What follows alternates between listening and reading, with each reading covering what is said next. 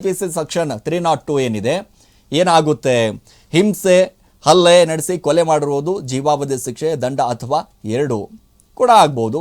ಅದಾದ ನಂತರ D gang section IPC section 201 ಏನಿದೆ ಅದು ಕೃತ್ಯ ಮುಚ್ಚಿಸಲು ಒಂದಿಷ್ಟು ಸಾಕ್ಷ್ಯನಾಶ ಹಾಗೂ ತಪ್ಪು ಮಾಹಿತಿ 7 ವರ್ಷದವರೆಗೆ ಜೈಲು ಮತ್ತು ದಂಡ ಎರಡೂ ಕೂಡ ಆಗಬಹುದು. ಇನ್ನು IPC ಸೆಕ್ಷನ್ 364 ಏನಿದೆ ಹತ್ಯೆ ಉದ್ದೇಶಕ್ಕೆ ಅಪಹರಣ ಮಾಡಿದ್ದು 2 ರಿಂದ 10 ವರ್ಷ ಅಥವಾ ಜೀವಾವಧಿ ಶಿಕ್ಷೆ ಇದು ಕೂಡ ಆಗಬಹುದು. ಮತ್ತೊಂದು ಕಡೆ IPC ಸೆಕ್ಷನ್ 384 ಏನಿದೆ ಹಲ್ಲೆ ನಡೆಸಿ ವ್ಯಕ್ತಿಯ ಸುಲಿಗೆ ಮಾಡಿದ್ದು 3 ವರ್ಷದವರೆಗೆ ಜೈಲು ಮತ್ತು ದಂಡ ಆಗುತ್ತೆ.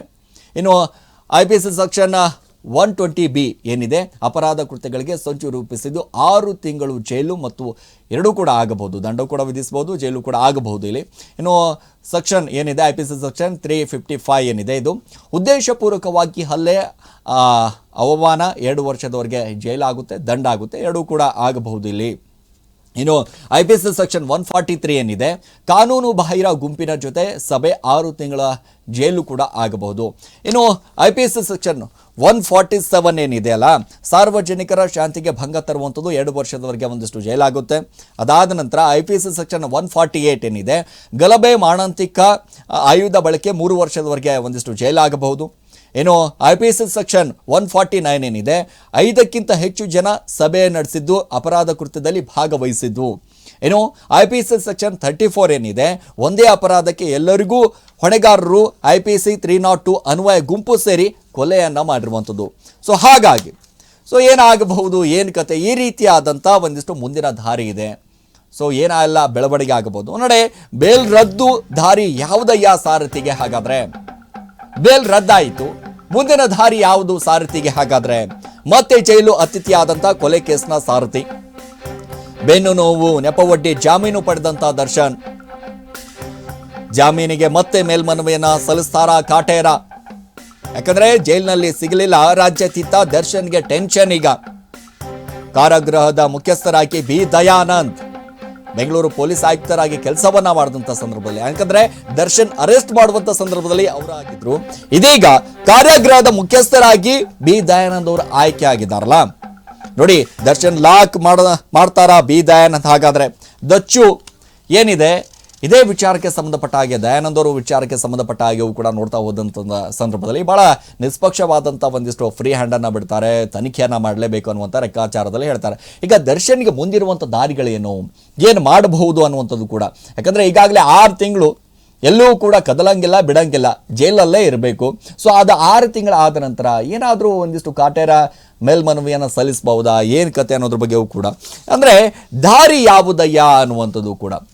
ಈಗ ದಾರಿ ಯಾವುದು ಅಂದರೆ ಈಗ ದರ್ಶನ್ಗೆ ದಾರಿ ಯಾವುದು ಅಂತ ನಾವು ನೋಡ್ತಾ ಹೋದಂಥ ಸಂದರ್ಭದಲ್ಲಿ ನೋಡಿ, ವಿಚಾರಣೆ ನಡೆಸುವಂತೆ ಸುಪ್ರೀಂ ಕೋರ್ಟ್ ಒಂದಿಷ್ಟು ಸೂಚನೆಯನ್ನು ಕೊಟ್ಟಿದೆ. ಪ್ರತಿ ಬಾರಿ ವಿಚಾರಣೆಗೆ ದರ್ಶನ್ ಹಾಜರಾಗಿರಬೇಕು. ಮತ್ತೊಂದು ಕಡೆ ಯಾಕಂದರೆ ಹಾಜರಾಗಲೇಬೇಕು. ಕೆಲ ತಿಂಗಳು ದರ್ಶನ್ಗೆ ಜಾಮೀನು ಸಿಗುವ ಸಾಧ್ಯತೆ ಇಲ್ಲ, ಯಾವುದೇ ಕಾರಣಕ್ಕೂ ಸಾಧ್ಯತೆ ಇಲ್ಲ. ಜಾಮೀನು ಬೇಕಿದ್ರೂ ಸುಪ್ರೀಂ ಕೋರ್ಟ್ಗೆ ಅರ್ಜಿ ಸಲ್ಲಿಸಬೇಕು. ಜಾಮೀನು ಬೇಕು ಅಂತಂದ್ರೆ ಸುಪ್ರೀಂ ಕೋರ್ಟ್ಗೆ ಸಲ್ಲಿಸಬೇಕು. ಸೆಷನ್ ಕೋರ್ಟ್ಗೆ ಅರ್ಜಿ ಸಲ್ಲಿಸಲು ದರ್ಶನ್ಗೆ ಅವಕಾಶವಿದೆ. ಸೆಷನ್ ಕೋರ್ಟಲ್ಲಿ ಒಂದಿಷ್ಟು ಅವಕಾಶ ಇದೆ, ಆದರೆ ದರ್ಶನ್ಗೆ ಜಾಮೀನು ಸಿಗುವ ಸಾಧ್ಯತೆ ಇಲ್ಲ, ಯಾವುದೇ ಕಾರಣಕ್ಕೂ ಸಿಗೋದು ಡೌಟ್ ಅಂತ ಹೇಳಾಗ್ತಾ ಇದೆ. ಯಾಕಂದ್ರೆ ವಿಚಾರಣಾ ವಿಳಂಬವಾದರೆ ಅಥವಾ ಮುಕ್ತಾಯವಾದ ಬಳಿಕ ಇಲ್ಲಿ ಜಾಮೀನಿಗಾಗಿ ಕೊಲೆ ಆರೋಪಿ ದರ್ಶನ್ ಜಾಮೀನು ಕೋರಬಹುದು ಇಲ್ಲಿ. ಇದು ಕೂಡ ಉಲ್ಲೇಖವನ್ನ ಮಾಡಿದ್ದಾರೆ ನೋಡಿ. ದಾರಿ ಯಾವುದಯ್ಯ ದಾಸನಿಗೆ ಅಂತ ಕೇಳಿದಾಗ ಇವೆಲ್ಲವೂ ಕೂಡ ದಾರಿಗಳು ಕಾಣಿಸುತ್ತೆ.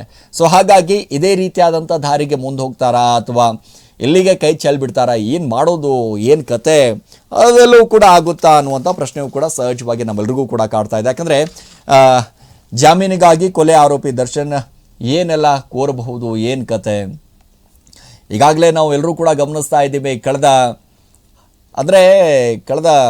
ಹಲವು ದಿನಗಳಿಂದ ನಿರಂತರವಾಗಿ ದರ್ಶನ್ ಅವರ ವಿಚಾರಕ್ಕೆ ಸಂಬಂಧಪಟ್ಟ ಹಾಗೆ ಒಂದಿಷ್ಟು ಹೌದು ಎಲ್ಲಾದರೂ ಹೋದಂಥ ಸಂದರ್ಭದಲ್ಲಿ ಯಾವುದೋ ಒಂದು ಕಾರ್ಯಕ್ರಮದಲ್ಲಿ ಕಾಣಿಸ್ಕೊಂಡಂಥ ಸಂದರ್ಭದಲ್ಲಿ ಸಾಕಷ್ಟು ಸದ್ದನ್ನು ಮಾಡ್ತಾ ಇದ್ರು, ಸಾಕಷ್ಟು ಒಂದಿಷ್ಟು ಅಂದರೆ ಅವರ ಅಭಿಮಾನಿಗಳಾಗಿರ್ಬೋದು ಅದು ಕೂಡ ಎಲ್ಲ ನೋಡಿ. ನಿನ್ನೆ ಅನ್ನಪೂರ್ಣೇಶ್ವರಿ ಠಾಣೆಗೆ ಕರೆದುಕೊಂಡು ಬಂದಿದ್ದಾರೆ.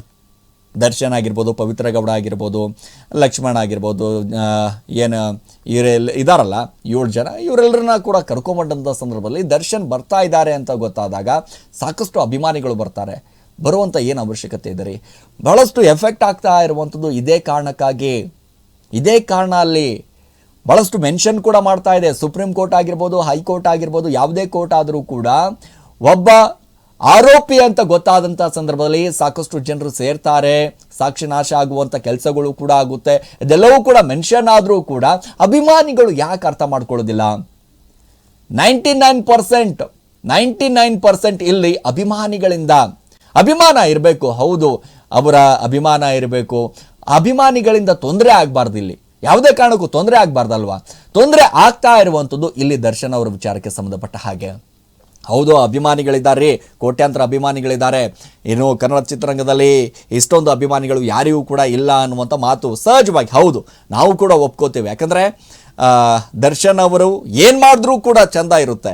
ಆದರೆ ಇಂಥ ಒಂದು ಪ್ರಕರಣದಲ್ಲೂ ಕೂಡ ಇಷ್ಟೆಲ್ಲ ಆದರೂ ಕೂಡ ನೋಡ್ತಾ ಇರ್ಬೋದು ದೃಶ್ಯಾವಳಿಗಳಲ್ಲಿ ಯಾವ ರೀತಿಯಾದಂಥ ಪರಿಸ್ಥಿತಿ. ನಿನ್ನೆ ನೋಡಿ ಪೊಲೀಸ್ ಅಧಿಕಾರಿಗಳು ಎಂಥ ಲಾಠಿ ಚಾರ್ಜ್ ಮಾಡಬೇಕಾದಂಥ ಪರಿಸ್ಥಿತಿ. ಅನ್ನಪೂರ್ಣೇಶ್ವರಿ ಅಲ್ಲಿ ಏನು ಪೊಲೀಸ್ ಸ್ಟೇಷನ್ಗೆ ಬರ್ತಾರೆ ಅಂತ ಗೊತ್ತಾದರೆ ಸಾಕು, ಮನೆಗಳಿಂದ ದುಯ್ ಅಂತ ಬರ್ತಾರೆ. ಏನಲ್ಲಿ ಏನು ಹಬ್ಬ ಇತ್ತಾ, ಹರಿದಿನ ಇತ್ತಾ? ನಟ ದರ್ಶನ್ ಅವರಿಗೆ ಇದೇ ರೀತಿಯಾದಂಥ ಒಂದಿಷ್ಟು ಸಂಕಷ್ಟಗಳು ಎದುರಾಗ್ತಾ ಇರುವಂಥದ್ದು. ಅಭಿಮಾನಿಗಳನ್ನು ಹಿಡಿತದಲ್ಲಿ ಇಟ್ಕೋಬೇಕು, ಅಭಿಮಾನಿಗಳ ಬಗ್ಗೆ ಮಾತಾಡಬೇಕು.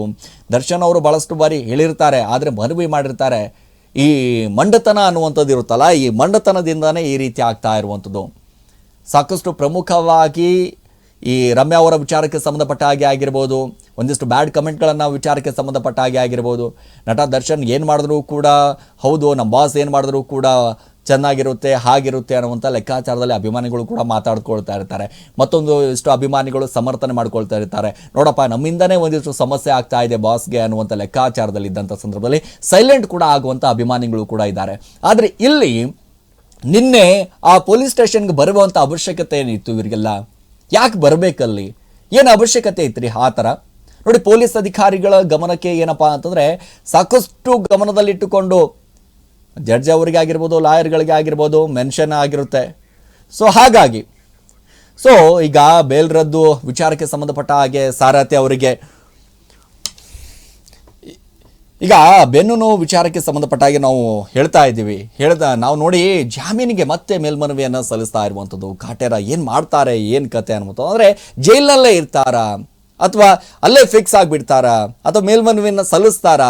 ಯಾಕಂದರೆ ದರ್ಶನ್ ಒಂದಿಷ್ಟು ಅರೆಸ್ಟ್ ಆಗ್ತಾ ಇರುವಂಥ ಸಂದರ್ಭದಲ್ಲಿ ಅಭಿಮಾನಿಗಳು ಕೂಡ ಒಂದಿಷ್ಟು ನೋಡ್ಕೊಳ್ಬೇಕಲ್ವ.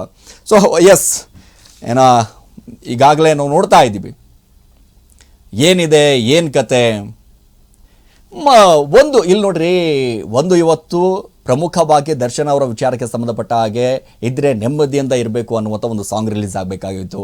ಅಭಿಮಾನಿಗಳು ಒಂದಿಷ್ಟು ಸಂಭ್ರಮ ಸಡಗರ, ಆ ಒಂದು ಹಬ್ಬದ ವಾತಾವರಣ ರೀತಿಯಾಗಿ ನಿರ್ಮಾಣ ಮಾಡಬೇಕು ಅಂತ ಎಲ್ಲರೂ ಕೂಡ ಕಾಯ್ತಾ ಇದ್ರು. ಹಾಗಾಗಿ ಆದರೆ ನೆಮ್ಮದಿಯಿಂದ ಎಲ್ಲಿರಬೇಕು ಈಗ?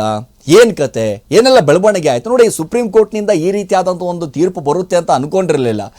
ನಾವೇ ಸುಪೀರಿಯರ್ ಅನ್ನುವಂಥ ರೀತಿಯಾದಂಥ ಒಂದಿಷ್ಟು ವರ್ತನೆಗಳು ಕೇಳಿ ಬಂದಂಥ ಸಂದರ್ಭದಲ್ಲಿ ಈ ರೀತಿಯಾದಂಥ ಎಫೆಕ್ಟ್ ಬಿದ್ದೇ ಬಿಡುತ್ತೆ. ಹಾಗಾಗಿ ಯಾರೇ ಏನೇ ಮಾಡಿದ್ರೂ ಕೂಡ ಒಂದಿಷ್ಟು ಜಾಗೃತರಾಗಿರಿ.